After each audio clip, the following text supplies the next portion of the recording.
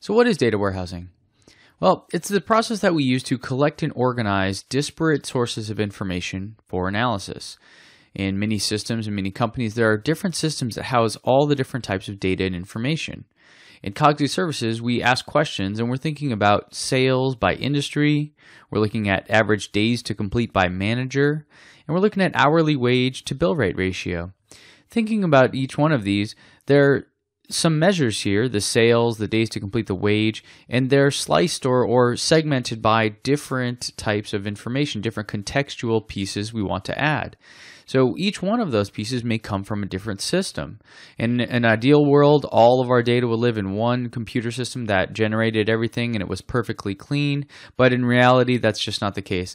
Especially in today's world, it seems that it's really easy for a business team to go to a website, click a couple buttons, enter a credit card, and be off and running with a new system housing data that is critical to your business success, but isn't managed or even considered by other teams. And this is a problem and an opportunity. It's one that's difficult for people to wrangle and get the data together so they can make it usable, but it's also an incredible opportunity for businesses to move fast and deliver things much quicker than they were ever to before. So considering this perspective in mind, we have data in living different places. How are we going to do this? Well, that's what data warehousing is.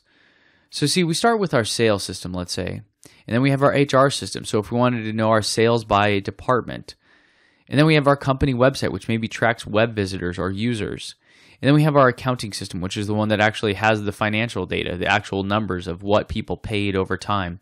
Maybe there was a dispute, maybe there was a discount, maybe there was a return. All of these things occur in different systems. And this is just a basic idea of an order. And all of these things can flow into a single place called a data warehouse.